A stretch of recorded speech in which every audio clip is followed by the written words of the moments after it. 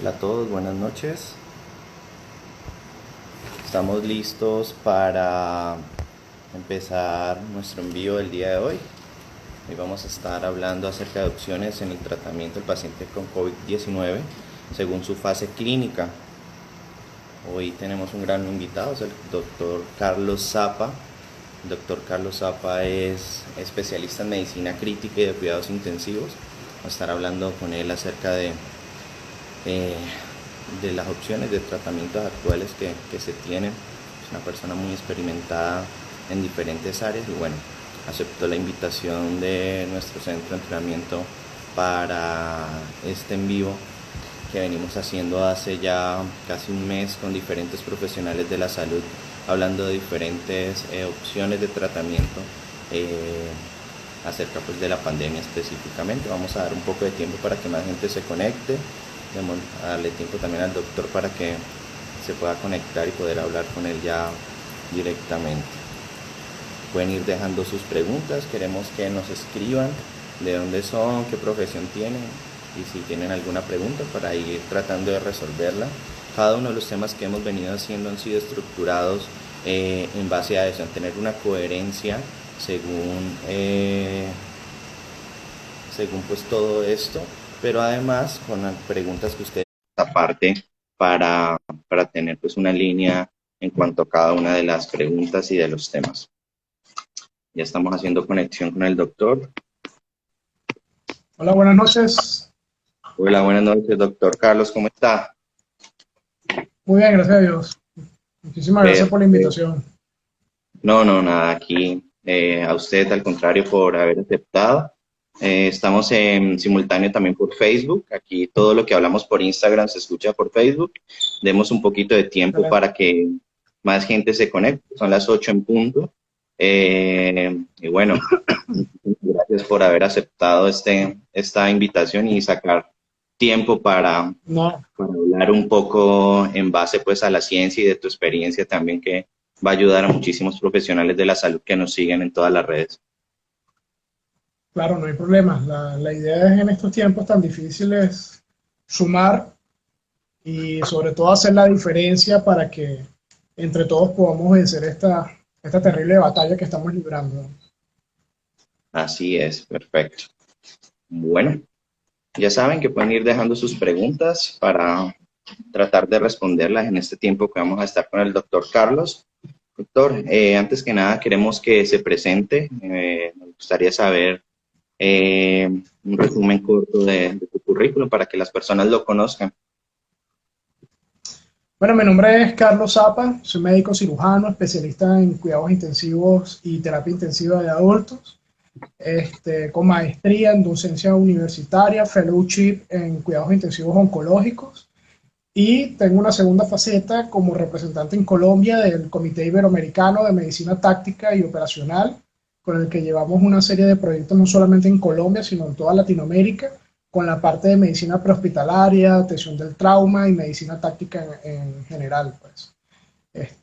Médico intensivista, si lo resumimos en grandes rasgos, para los que más o menos no conocen de qué trata o qué hace un médico intensivista, sino es sencillamente la rama de la medicina que se dedica a la atención de pacientes en cuidados críticos, pacientes que realmente necesitan soporte vital de vida avanzado por distintas patologías y bueno, reunimos lo mejor de cada una de las especialidades para soportar a estos pacientes. Pues. Y el día de hoy, bueno, vamos a tratar de hablar de forma muy condensada, porque realmente es un tema muy extenso, pero sí tics claves en lo que conlleva el tratamiento y el soporte de estos pacientes. Pues.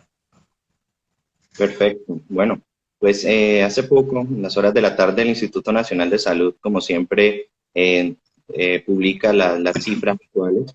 Sabemos que en el mundo hay 2.355.853 casos y muertes 164.656. En Colombia la cifra en este momento, hasta hace un rato, son 3.977 casos, donde Bogotá con 1.682 es la de mayor cifra. Luego sigue el Valle con 683 y Antioquia con 363 y muertes hasta el momento 189.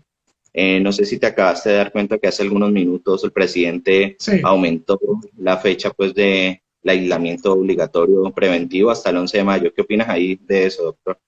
Realmente es una medida que celebro muchísimo. Me tenía bastante preocupado la ligereza con la que se estaba asumiendo levantar la cuarentena. Realmente, a título personal, lo considera un error garrafal. Tenemos que entender que las proyecciones de la Organización Mundial de la Salud, del CDC y la OPS para el pico de nuestra pandemia en Latinoamérica se estima para la primera semana de mayo. Levantar una cuarentena antes del pico de la pandemia iba a ser un desastre total. Y tenemos que entender de que esto nos está pegando a todos, sin excepción, de una u otra manera, esto nos está afectando. Pero tenemos que entender de que si no sumamos voluntades y cada uno pone su cuota, no vamos a poder salir de esto. Mira, hay muchísimas personas que la están pasando muy mal, muchos pacientes me escriben y me dicen, sí, yo sé que tengo que quedarme en casa, pero no tengo plata, no tengo comida. Realmente es un tema complejo de nuestra realidad latinoamericana, pero tenemos que entender de que si no hacemos esto, porque realmente nuestros estándares hospitalarios están muy por debajo de lo necesario, el problema va a ser mayor, el problema va a ser mucho mayor. Y de verdad que celebro que se haya extendido, ojalá que surta el efecto, sobre todo cuando estamos ya en la víspera del pico de la pandemia. Así es. Perfecto, doctor. Bueno, siempre a cada uno de los invitados que tenemos le hacemos esta primera pregunta y cada uno ha tenido una analogía diferente. En este caso te preguntaría, ¿con qué compararías esta pandemia? Mira, es una pregunta que a mí me encanta cuando estuvimos conversando porque, y hay que tocarlo, mira, una pandemia no tiene punto de comparación. Hay mucha gente que ha querido compararlo con una guerra, mira, una guerra es muy distinta, lo ha querido comparar con grandes catástrofes, pero las pandemias tienen una forma muy característica de cómo atacar a la humanidad y una manera muy peculiar de presentarse en la historia. Miren, hay grandes avances que hemos tenido, las epidemias de la gripe española, de cólera, de la poliomielitis en los años 30 y 40, y es una amenaza para la humanidad realmente interesante porque como las personas muchas veces no pueden ver la amenaza, a diferencia de cuando estás en una guerra que tú puedes ver el enemigo, puedes ver a quién te ataca, aquí no lo puedes ver porque es un parásito, porque es un hongo, porque es una bacteria, porque es un virus, y tiende a mostrar la vulnerabilidad del ser humano al 100%. Y yo pienso que esta pandemia es algo que ningún médico en la faz de la Tierra, ningún personal del personal sanitario puede decir que tiene experiencia de esto porque ninguno hemos vivido una pandemia. Esta es la primera pandemia que vivimos como humanidad, esta generación, y yo pienso que lo mejor que podemos hacer es tratar de aprovechar esta oportunidad para sacar la resiliencia, la resistencia, que salga lo mejor de nosotros, porque lamentablemente también ha salido la peor faceta de muchas personas, para que juntos como humanidad crezcamos. Mira, la medicina siempre después de crisis, de guerras, de pandemias, avanza a pasos gigantescos. Perfecto, bueno, ese es tu punto de vista y ha sido muy diferente al de todos los participantes y bueno, esa es la idea de este foro, que cada uno pueda aportar desde su experiencia y desde su conocimiento. Bueno, entrando en materia, la conferencia del día de hoy se llama Opciones de tratamiento según las fases clínicas del paciente con COVID-19. Entonces, la primera pregunta sería, ¿cuáles son las fases clínicas de esta enfermedad? Sí, bueno, antes de empezar tenemos que hacer una pequeña advertencia de que nada en el COVID-19 es 100% confirmado ni 100% validado. Es una enfermedad nueva para todos nosotros, de la que estamos aprendiendo a cada minuto. Lo que hoy sirve, mañana no sirve, lo que hoy sirve, no sirve mañana, y eso varía muchísimo. Entonces tenemos que tener en cuenta que el 100% de seguridad de todo lo que vamos a hablar hoy no está comprobado por las características propias de lo que es vivir una pandemia. Pero en líneas generales, lo que coincide en la mayoría de los hallazgos fisiopatológicos es que la enfermedad se divide en tres fases. Una fase 1, donde vamos a tener una infección viral, una replicación viral, en donde el virus va a hacer lo que usualmente hacen todos los virus, tratar de replicarse lo máximo posible a expensas de nuestro material genético. En esa primera fase, que puede ir de 1 a 7 días, vamos a tener una máxima replicación viral y es cuando el paciente puede tener dos caminos. O entra en un gran porcentaje, que cada vez lo estamos dando cuenta, de pacientes asintomáticos que son contagiosos y de pacientes sintomáticos que en un 80-85% van a manifestar sintomatología leve. O sea, va a ser el paciente que va a tener la fiebre, el que va a tener el dolor muscular, el dolor articular, es el paciente que va a tener la tos seca, es ese paciente. solamente entre un 15-10% es el paciente que usualmente va a evolucionar a las otras dos fases de la enfermedad, que vamos a tener una fase 2 que va del día 7 al día 14 a 15 aproximadamente, que es la fase pulmonar, en donde vamos a tener una afectación directa de las células pulmonares. Eso es importantísimo dejarlo en claro porque han estado circulando cadenas científicas especulativas en WhatsApp diciendo que el problema del COVID es una coagulación intravascular diseminada y no es una neumonía. Eso es algo totalmente falso. Mire, el maestro Gattinoni, que ahorita vamos a hablar de eso, lo ha descrito de forma muy concreta, muy específica, cuál es la afectación pulmonar de estos pacientes, que si bien hay unas manifestaciones protrombóticas que hacen estos pacientes, la afectación pulmonar está bien descrita y generalmente lo tenemos en esta fase 2. Por eso es importante que las personas que están en el día 8, día 9 de la enfermedad y tengan sintomatología respiratoria, estas personas deben consultar de forma inmediata, porque ya es una sintomatología de gravedad y quiere decir que esta persona está entrando en fase 2. Y en ese momento, cuando esa persona está empezando la sintomatología, es cuando tenemos que agarrarlo. Porque hay dos tipos de pacientes que pueden manifestar esta fase pulmonar y bueno, ya en el soporte ventilatorio hablaremos de eso y por eso es tan importante vigilar a los pacientes después del día 8. Y finalmente vamos a tener una fase 3, que es lo que llaman muchos expertos como una tormenta de citoquinas, en donde va a haber una reacción inmunológica exagerada del cuerpo, generalmente lo vamos a tener entre el día 10 y 15, y va a haber una liberación tan acelerada de citoquinas que es lo que realmente está complicando a gran parte de los pacientes, que evolucionan de una neumonía viral simple a un síndrome de distrés respiratorio agudo severo o a pacientes que entran en un shock séptico en esta fase 3. Y por eso es que el tratamiento farmacológico, el tratamiento hemodinámico y ventilatorio lo esquematizamos en estas tres fases clínicas para poder atacar de mejor manera la enfermedad. Perfecto, doctor. Entonces, hablando de eso, ¿cuáles serían esas medidas de soporte hemodinámico que se le podrían dar a estos pacientes? Sí, mira, desde el punto de vista hemodinámico hay que recoger más o menos lo que la evidencia ha publicado hasta el momento, incluyendo las recomendaciones de la campaña para supervivencia de la sepsis. Y la recomendación más grande, porque esto, a pesar de que muchos intensivistas ya lo tenemos claro, otras áreas de especialidad médica y médicos generales todavía tienen conceptos que no quedan muy claros. Miren, el uso de líquidos en estos pacientes debe ser muy cuidadoso. ¿Por qué? Porque tenemos que entender que de unos cuantos años para acá la evidencia médica ha demostrado que hay pacientes que son respondedores y no son respondedores al líquido. Una de las manifestaciones que va a tener estos pacientes es una sepsis que puede evolucionar a un shock séptico y tenemos que saber que una de las primeras opciones que tenemos en nuestro arsenal terapéutico es la fluidoterapia. Tenemos que entender que lo que recomienda la campaña de supervivencia de la sepsis es el uso de cristaloides balanceados, tratar de evitar lo máximo posible, no usar solución al 0.9% mal llamada fisiológica, porque esto empeora absolutamente todos los problemas del paciente. Es preferible usar soluciones balanceadas tipo Ringer lactato, tipo Plasma Light, pero guiarla por metas, ya sea por parámetros estáticos o dinámicos. ¿Qué me quiero decir? Los famosos retos de fluidos. Ese paciente que nosotros estamos teniendo en nuestra unidad, que tiene inestabilidad hemodinámica, es un paciente que en teoría tenemos que asegurarle la monitorización invasiva o no invasiva para poder ver realmente en tiempo real la hemodinámica de estos pacientes.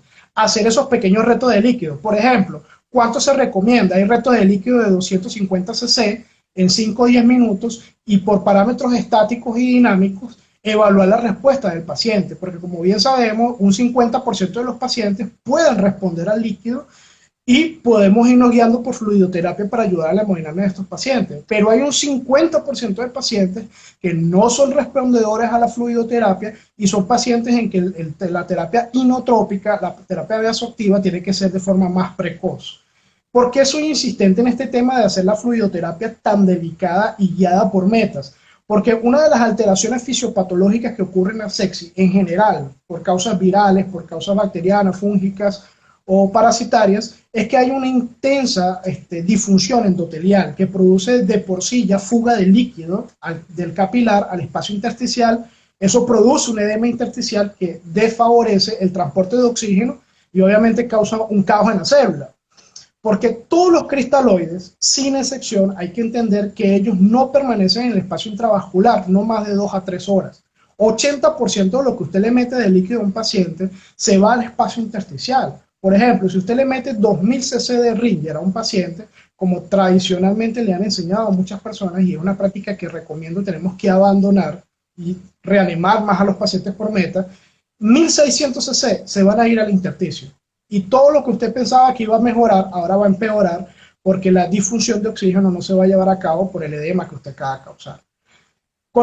Eso con respecto a los líquidos. Ahora, ¿cómo podemos monitorizar a estos pacientes? Mira, hay muchos métodos. Uno de los métodos más vigentes actualmente es la ecografía a la cama del paciente, ya sea midiendo los diámetros de la vena cava inferior. Es uno de mis favoritos, es el que uno de los que más uso, porque es muy fácil de hacer con un equipo de ecografía, una ventana susifoidea, medir el diámetro de la vena cava inferior, ver cuál es la respuesta de este paciente. Tenemos que responder que en teoría o en promedio, pacientes con diámetros menores de 12 milímetros son pacientes que generalmente responden muy bien a los fluidos, y pacientes con diámetros de la vena cava inferior mayores a 20 milímetros son pacientes muy poco respondedores.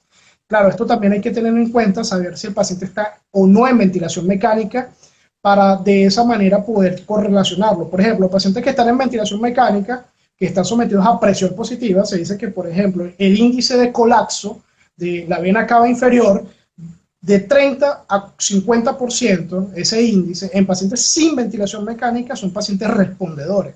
Y en pacientes con ventilación mecánica, que tengan un índice de colapso mayor de 18%, son pacientes que son respondedores a líquido. Está la variación del pulso, de la presión del pulso, del volumen sistólico. Hay muchas maneras, pero es lo que yo más le sugiero a mis colegas. Tratar de usar el método que usted más conozca, el que más maneje, pero usarlo por metas. Es una de las cosas que hay que tener en cuenta, porque el abuso de líquidos en estos pacientes es literalmente matarlos. El edema intersticial que van a producir es gravísimo. Con respecto a lo que es la terapia inotrópica y vasoactiva, bueno, la campaña de supervivencia de la sepsis viene siendo muy clara de 5 años para acá. El fármaco de elección es la norepinefrina. Otro fármaco que podemos usar en estos pacientes es la vasopresina, ya sea como coadyuvante para disminuir la dosis de vasoactivo, o como un fármaco de rescate. La dopamina, tenemos que tener en cuenta que ya hace unos 4 o 5 años la evidencia médica ha sido muy clara de los efectos nocivos, y es la peor droga que podemos usar en estos pacientes cuando hablamos de soporte hemodinámico. Perfecto, doctor. Bueno, muy bien explicado.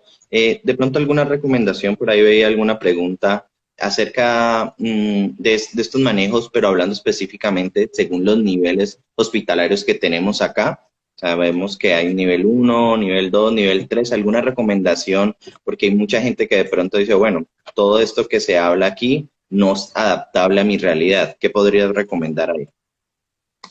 Bueno, lo importante es que tenemos que entender que estos pacientes que evolucionan a la fase 2 o 3 de la enfermedad son pacientes que necesitan indudablemente unidades de mayor complejidad.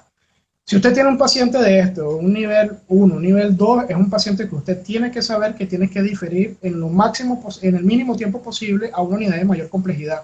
Porque son pacientes que van a necesitar indudable ventilación mecánica, monitoreo hemodinámico, manejo farmacológico especializado, y son cosas que no vas a tener accesibles. ¿Qué puedes hacer en el nivel 1? ¿Qué puedes hacer en el nivel 2?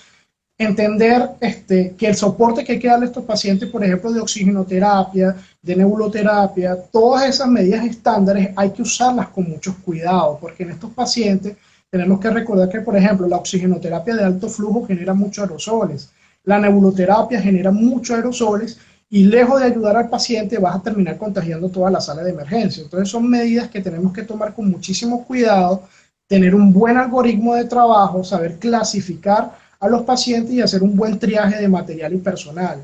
Y sin duda, mira, estos son pacientes que tienen que tratarse en niveles de mayor complejidad, porque lo van a necesitar, ya sea por soporte no invasivo o soporte invasivo, lo van a necesitar.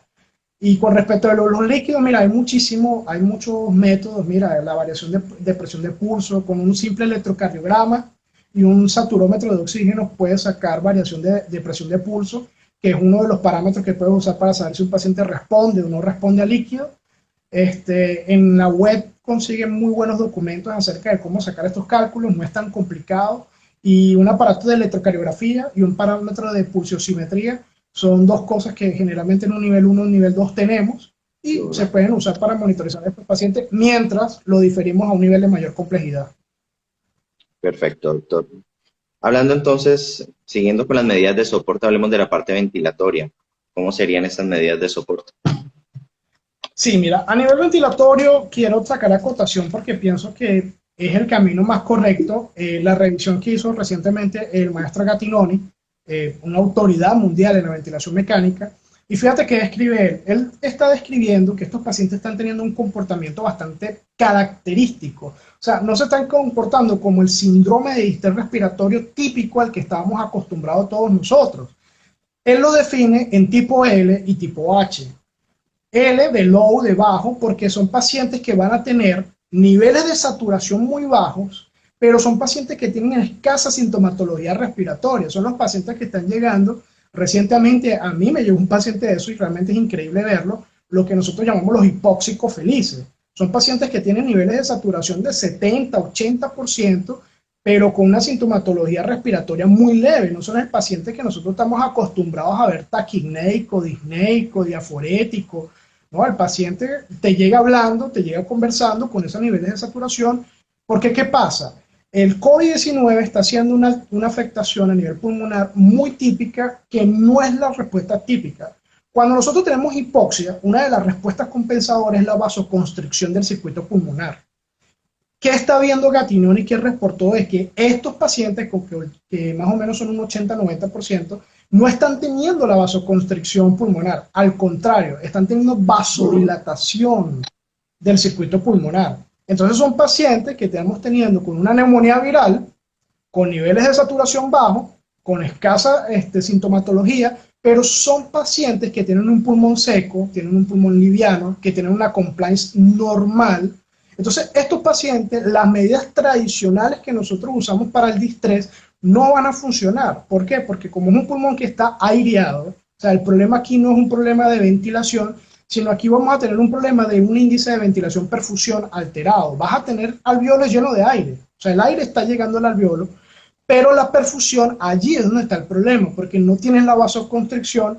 Entonces, esa redistribución del flujo por la vasodilatación arterial es la que está causando el problema. Entonces, ¿qué podemos hacer en estos pacientes? La oxigenoterapia, ya sea de bajo o alto flujo, hay que usarla en estos pacientes, pero hay que tener muchísimo cuidado. Miren, los italianos han usado la oxigenoterapia de alto flujo, que son las cánulas nasales de alto flujo, pero porque ellos tienen ambientes muy bien circunscritos en sus hospitales. Todo el personal tiene los EPP que tienen que llevar para manejar a estos pacientes y se dan el lujo de en algunas zonas usar estos dispositivos. Porque soy insistente, porque estos dispositivos generan muchos aerosoles.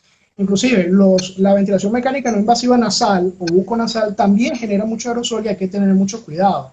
¿Qué recomiendan los españoles e italianos? Tratar en lo máximo posible de usar full face o tratar de usar los cascos tipo helmet para el soporte de estos pacientes. Y aquí va la acotación que hace el maestro Gattinoni. En estos pacientes de este fenotipo, que estoy explicando que es el L, hay que usar poco PIT, poca presión. Porque si tú le metes más presión a ese pulmón que de por sí ya tiene una vasodilatación pulmonar en su circuito, vas a empeorar el problema. Entonces recomienda no pasar los niveles de PIC por arriba de 10, usar PIC por debajo de 10, usar fracciones de oxígeno altas. En estos pacientes sí tenemos que tener una pequeña concesión con el tema de la hiperoxia, sí podemos hacer una pequeña concesión y manejarlo de esa manera. ¿Y qué dice el maestro Gattinoni? De tratar de agarrar a estos pacientes en este fenotipo para que no evolucionen al distrés, que es el otro fenotipo que él describe. O sea, es en esta etapa, cuando el tratamiento farmacológico precoz, usar prono en pacientes que no están intubados, lo vamos a usar con un fin distinto. O sea, lo vamos a usar es para redistribuir el flujo más que para manipular las áreas de ventilación-perfusión. Entonces, por eso es que estamos teniendo los reportes de casos que están llegando de Italia y de España de pacientes que tienen oxigenoterapia o ventilación invasiva y los ponen boca abajo, buscando precisamente compensar esa distribución anómala de flujo que están teniendo estos pacientes, buscando y usar el prono, pero no de forma tan prolongada en este fenotipo de paciente. La oxigenoterapia y presiones bajas deben ser nuestros pilares. ¿Por qué? Porque aquí da un término el maestro Gattinoni, que a mí personalmente me encantó el término y ya lo adopté para mi práctica clínica, que es una lección autoinfligida pulmonar. O sea, el paciente se daña a sí mismo el pulmón. O sea, ¿a qué hace referencia esto? Si tú en este fenotipo no intervienes farmacológicamente, con oxigenoterapia, con ventilación no invasiva, el paciente va a evolucionar al fenotipo H, que es high. Este sí es el paciente típico, compliance baja, pulmón realmente duro, pesado, con una elastancia alta, que este sí se beneficia del reclutamiento de PIC de 10, 15. ¿Por qué? Porque el paciente cuando hace taquipnea, que empieza, la presión negativa intratorácica aumenta. A medida que el paciente te respira más rápido y más rápido, él mismo más rápido, aumenta la presión negativa y esa presión negativa produce un exudado al intersticio pulmonar y vas a empezar a tener un pulmón húmedo, vas a tener edema pulmonar y es ese paciente que te va a evolucionar de este fenotipo al fenotipo que no queremos que llegue, que el 20-30% de los pacientes con COVID-19 están haciendo. Por eso el maestro Gattignoni dice que los esfuerzos terapéuticos deben dirigirse a estos pacientes. Y es una recomendación que hago no solamente para Colombia, sino para toda Latinoamérica. Miren, nosotros no tenemos cama de UCI para tanta gente, eso hay que decirlo. Eso hay que decirlo y hay que ser francos. Los estándares realmente que la Organización Mundial de la Salud pone para número de habitantes cama UCI, miren, ningún país de Latinoamérica lo cumple. Por eso, invertir en tecnología no invasiva. Ahorita hay empresas de 3D que están haciendo miles increíbles aquí en Colombia y en toda Latinoamérica, creo que es el camino correcto. Porque si nosotros invertimos en ese paciente que con terapia no invasiva, que con oxigenoterapia de alto flujo pueda beneficiarse, es un paciente que no va a ir a la terapia intensiva y vamos a descongestionar ese cuello de botella, que es realmente el problema que se nos va a presentar aquí en Latinoamérica. Porque realmente el cuello de botella están siendo las terapias intensivas. Entonces, invertir en este tipo de estrategias terapéuticas y de soporte creo que es el camino correcto para ayudar a estos pacientes. Ahora, vamos a suponer que por cosas del paciente, el paciente evoluciona al otro fenotipo, o el paciente ya me llega con este fenotipo que es el H. Este paciente es el distrés al que estamos acostumbrados. Entonces, este paciente sí se va a beneficiar de volúmenes bajos, tratar de usar de 4 a 6 cc por kilo, tratar de vigilar muy bien las presiones. Tenemos que recordar que las presiones pico tienen que estar por debajo de 35, la presión meseta por debajo de 30, usar una driving o una presión de conducción menor de 15, que son parámetros de seguridad para no aumentar el daño de los pacientes. Tenemos que recordar que la ventilación mecánica es lo más antifisiológico del mundo y todo lo que podamos evitar de daño adicional va a servir para el paciente. Entonces, desde el punto de vista ventilatorio, estas son las sugerencias extraídas del paper que a mi criterio profesional y personal creo que es el camino más claro que tenemos hasta el momento de terapia de soporte ventilatorio. Los que no han leído el documento está abierto en la web, tecleen Gattignoni, que es el apellido del doctor, y realmente es un documento que les sugiero leerlo, digerirlo, porque nos indica un camino realmente claro de cómo tenemos que ventilar a estos pacientes guiados por fenotipo. Perfecto. Muy bien, entonces con eso salimos de la parte ventilatoria y entramos entonces a otra pregunta. ¿Cuál sería el tratamiento farmacológico que actualmente se recomienda según estas fases? Sí, bueno, fíjate, hay que entender, y esto sí es una sugerencia que yo le hago a muchísimos colegas, que nada en este momento de lo que tradicionalmente estamos acostumbrados vamos a poder hacer. ¿A qué me hago referencia? O sea, pedirle a un medicamento 4 fases clínicas, miren, estudios prolongados en el tiempo para poder demostrar su eficacia no es sensato. O sea, estamos en una pandemia y hay que ir investigando y extrayendo los mejores resultados poco a poco y hacer un poco de ensayo y error, porque tiempo durante una pandemia se expresa en muerte. Eso quiero dejarlo claro porque ninguno de los medicamentos que vamos a nombrar a continuación tiene ahorita estudios sólidos que demuestran su eficacia, ni tienen estudios de calidad que te digan, mira, este es el tratamiento ideal. Pero resumido, traté de traer lo más importante porque son muchísimas las terapias que se están tratando de probar en el mundo para ver cuál conseguimos que es más eficaz. Pero básicamente en fase 1, uno de los medicamentos que más se está probando actualmente es el Remdesivir. El Remdesivir es un medicamento antiviral que básicamente lo que hace es bloquear la ARN polimerasa para interferir en una de las etapas de replicación viral y se está usando en la fase 1, que es cuando tú estás teniendo la máxima replicación viral.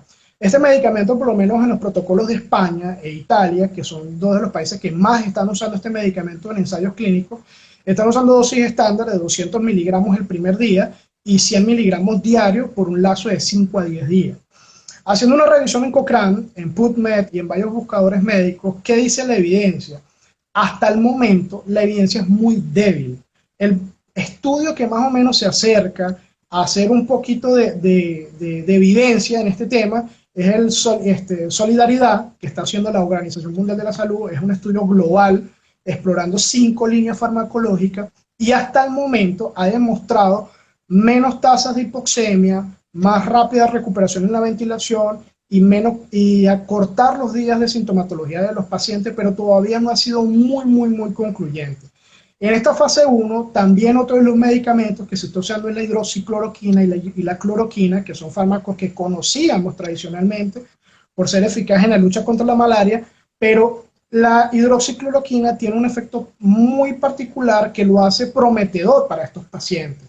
¿Por qué? Porque la hidroxicloroquina interfiere en lo que son los receptores tipo TOL. Los receptores tipo TOL son receptores celulares que están encargados de lo que va a ser la liberación y el procesamiento de citoquinas en el cuerpo. Cuando tú bloqueas estos receptores tipo TOL, que vienen siendo diana investigativa de hace muchos años por el tema de la sepsis, frenas lo que es la cascada inflamatoria, que es lo que está a final de cuentas complicando a estos pacientes. Y por eso es que la hidroxicloroquina viene a ser como un pilar en estos pacientes, además de que alcaliniza el pH de los lisosomas, el pH citoplasmático, y esto interfiere también en la replicación viral. Por eso es que la hidroxicloroquina está siendo uno de los medicamentos también usados en esta fase 1. Hay que tener en cuenta de que hay que individualizar la terapia, porque uno de los efectos secundarios de la hidroxicloroquina es la prolongación del QT, y por eso hay que estar monitorizando a estos pacientes, no automedicarse, por favor. No hay tratamiento profiláctico con hidroxicloroquina, por favor, porque ya hay reportes letales de pacientes e inclusive de colegas por usar este medicamento de forma profiláctica. Hay que usarlo con mucha responsabilidad, como cualquier medicamento, pero hay que tener muchísimo cuidado. Eso con respecto a la fase 1 son como los dos medicamentos que más se están usando. Hay un reporte de lopinavir, ritonavir, que es el famoso Caletra que usamos en el tratamiento para VIH, pero realmente han sido muy poco concluyentes. Inclusive hay un ensayo chino que se publicó recientemente que no demostró ningún tipo de beneficio en el tratamiento de los pacientes usando Caletra. O sea, no hay un beneficio demostrado. Hay otros pacientes hay otros estudios que están usando la ribavirina también, pero tampoco ha demostrado mayor beneficio en el paciente. Por eso es que en esta fase 1, resumiendo básicamente, uno de los medicamentos que más o menos está teniendo resultados es el Remdesivir y la hidroxicloroquina para estos pacientes. La hidroxicloroquina, los españoles la están usando 800 miligramos el primer día y 400 miligramos diarios de 2 a 7 días, es el esquema que están usando, y vuelvo e insisto, viendo la electrocardiografía del paciente. Ahora, en la fase 2 y 3, aquí viene lo interesante y lo fascinante, que a mí me encanta. Aquí sí usamos un poquito más de ciencia, porque como hablamos al principio, aquí va a haber una cascada inflamatoria tan exagerada que va a ser la responsable de muchas de las afectaciones pulmonares y sistémicas de estos pacientes, que las dianas terapéuticas están buscando frenar a esta cascada inflamatoria.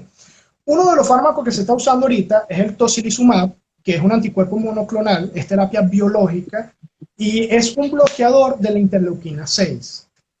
Si nos vamos a la fisiopatología, una de las citoquinas que más se libera exageradamente es la interleuquina 6.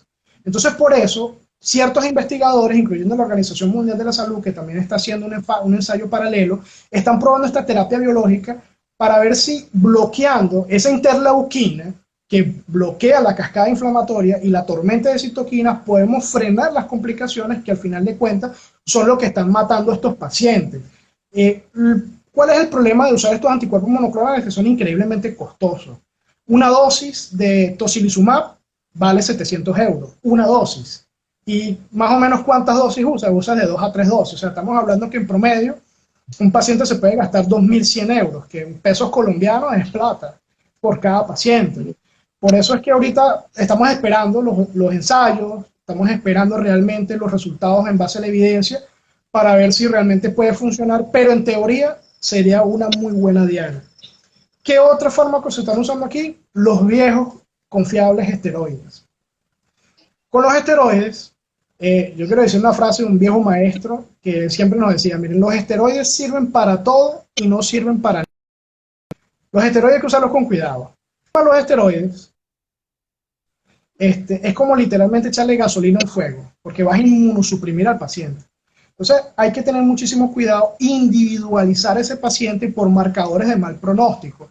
¿Cuáles son marcadores que me dicen a mí que ese paciente me va a evolucionar a una tormenta de citoquinas o a un problema respiratorio? Mira, están siendo los más frecuentes la ferritina, el dímero D, procalcitonina, la proteína C reactiva, la LDH, son algunos de los marcadores que te indican de que, mira, este paciente va por mal camino.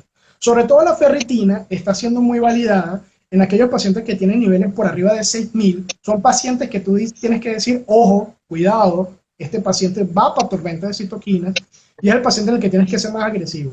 Eso lo digo porque la terapia inmunosupresora o inmunomoduladora hay que usarla con mucho cuidado, porque si la usas mal, vas a empeorar todo, porque literalmente vas a dejar desnudo el cuerpo de defensa y el virus va a ser a sus anchas. Tratar de usar dosis tituladas por peso de los esteroides, no usarlos mal acostumbrados por mañas y por costumbres pulso de esteroides, señores, traten de no hacer eso.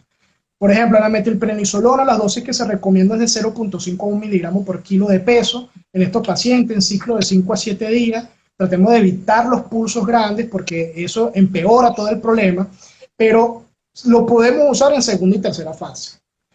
Hay otro medicamento, hay otros dos exactamente que se están probando ahorita, que es la ivermectina, también un fármaco que teníamos rato acostumbrado a usar para el tratamiento de la escabiosis, lo que coloquialmente llamamos sarna, a dosis de 0.2 miligramos por kilo. Ciertos investigadores de Australia y Nueva Zelanda demostraron que este medicamento interfiere en la replicación viral y por lo menos in vitro tiene resultados muy esperanzadores. Y es una droga que realmente a mí me parece esperanzadora, primero porque es baratísima, casi todos los países del mundo, por lo vieja y universal que es, tienen acceso a ella, pero hay que esperar los resultados. Pero usualmente estos investigadores en los ensayos clínicos están usando 0.2 miligramos por kilo diario, de 7 a 10 días aproximadamente, es la recomendación que están usando. Y por último, hay dos fármacos que también están siendo línea de investigación de la Organización Mundial de la Salud, que es el baricitinib, que también es un fármaco antiviral, lo están usando a dosis de 4 miligramos día por 12 a 14 días, pero están haciendo la acotación de no usarlo antes de los 5 días de inicio de los síntomas, porque si lo usamos antes, este medicamento puede causar inmunosupresión severa y va a causar un desastre cuando el virus se está replicando. Entonces, una de las acotaciones que están usando estas líneas investigativas es tratar de usarlo después de los 5 días de iniciados los síntomas.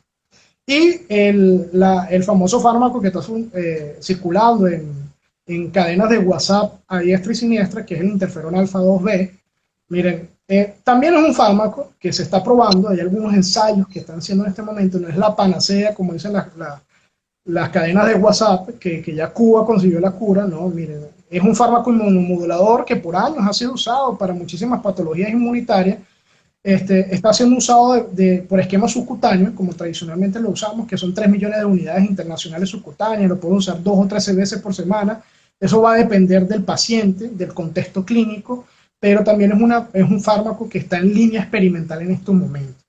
Entonces, en resumidas cuentas, ¿qué fármacos tenemos actualmente que están en fase de prueba por la Organización Mundial de la Salud? Y España e Italia, que junto con Estados Unidos son los países que más casos están teniendo y por tanto más experimentación. El Remdesivir, hidroxicloroquina, en las primeras fases, son los fármacos que más se están investigando y usando en este momento. El liponavir y ritonavir, famoso Caletra, a pesar de que ya van 2 estudios que han demostrado nula efectividad, se sigue todavía experimentando y es razonable. Y en fase 2 o 3, que es cuando tenemos la temida tormenta de citoquina, los anticuerpos monoclonales como el tisuluzumab,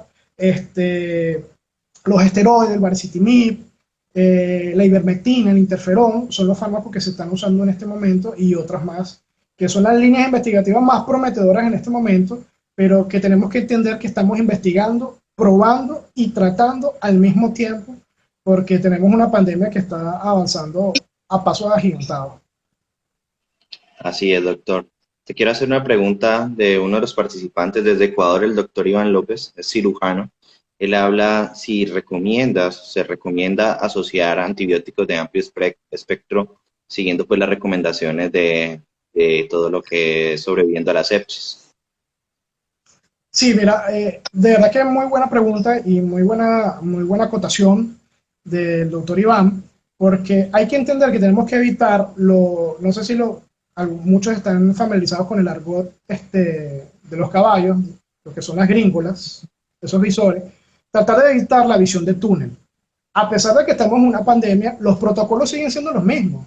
O sea, todo paciente que llegue en sepsis hay que pancultivarlo, hay que seguir todas las recomendaciones de la campaña de supervivencia de la sepsis, porque recordemos que uno de los principales peligros que tú tienes en las infecciones virales es la sobreinfección bacteriana, por el tema de la afectación de la inmunidad de estos pacientes. Entonces, estos pacientes tienen que ser pancultivados, son pacientes que hay que pedirle marcadores como la octatoprocalcitonina para ver si tenemos una infección viral, a la espera de estudios preliminares bacteriológicos, y algunos centros de manera protocolizada, por lo menos en Estados Unidos he tenido retroalimentación con muchos de mis maestros allá, y ellos están usando de entrada acitromicina, que es un fármaco inmunomodulador que también te sirve para muchas bacterias comunitarias. Y están usando también ceftriaxona como fármaco de primera línea en estos pacientes que están llegando a la espera de los cultivos. Tenemos que recordar que en la sepsis tenemos que poner terapia de amplio espectro a la espera de todos los estudios microbiológicos, que es el estándar. Tenemos que evitar la visión de túnel. Y otra de las cosas que también tenemos que tener en cuenta es el usar los anticoagulantes con estos pacientes. Estos pacientes ya vienen 3 estudios sumamente sólidos diciéndolo. Estos pacientes están teniendo un estado procoagulante.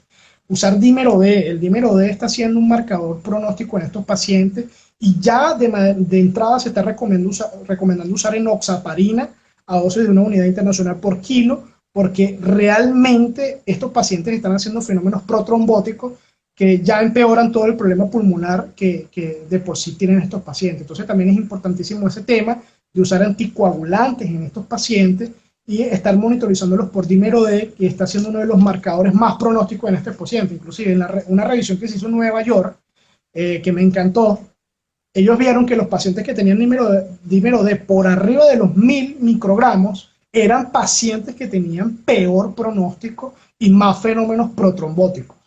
Entonces también el uso de anticoagulantes en estos pacientes está recomendado y hay que usarlo de entrada mientras esperamos toda la batería de estudios que hay que hacerle a este paciente.